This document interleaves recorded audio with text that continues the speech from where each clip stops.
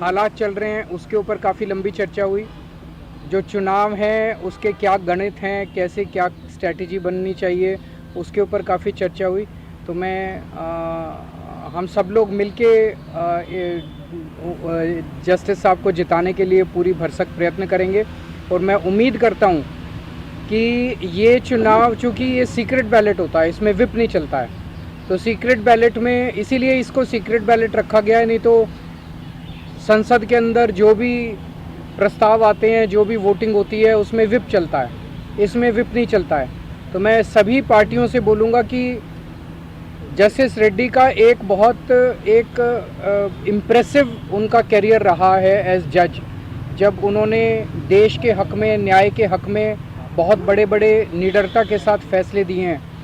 तो उपराष्ट्रपति की पोस्ट के ऊपर इनके जैसा व्यक्ति आएगा तो उस कुर्सी का और मान सम्मान बढ़ेगा। तो मैं तो सभी को बोलूँगा कि ये कोई पक्ष या विपक्ष के कैंडिडेट नहीं है, ये सबके कैंडिडेट हैं, ये देश के कैंडिडेट हैं।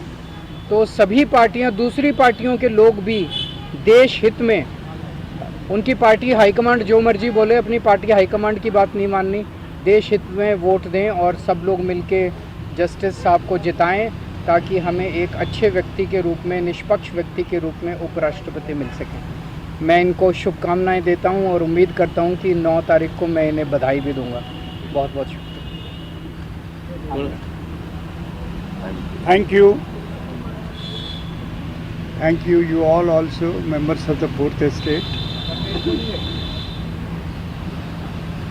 कल केजरीवाल जी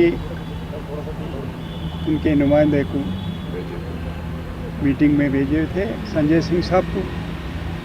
वहाँ पे सपोर्ट मेरे कैंडिडेट के लिए डिक्लेयर करे थे। मैं उनका बहुत आभारी हूँ।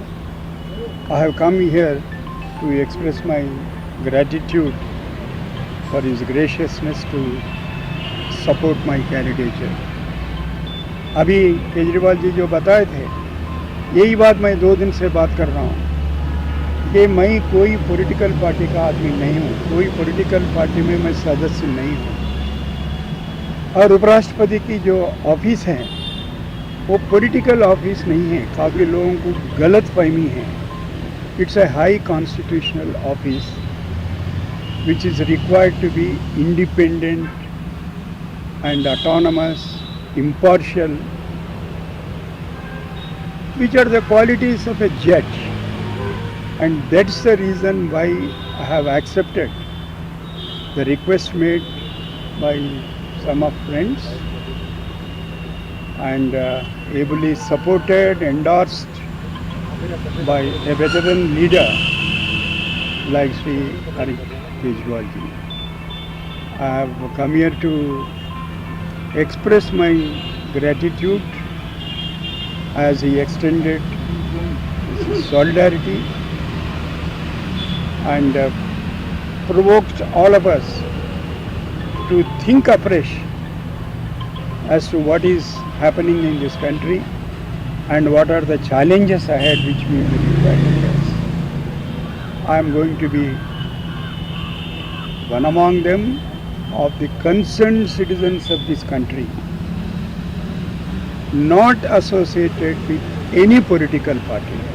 Dhanyawad. What about Andhra Pradesh? What about Andhra Pradesh? What are your expectations? We'll meet everyone. Sir, I can't speak on behalf of the leadership in Andhra Pradesh, but as I have come to request Shri Kejriwal ji, I hope I would make such an appeal to all of them irrespective of the political affiliation of the party.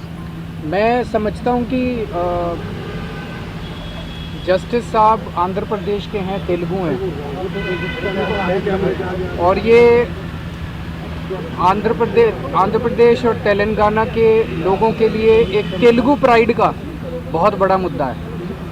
पूरे तेलुगु समाज के लिए ये एक बहुत pride का मुद्दा है।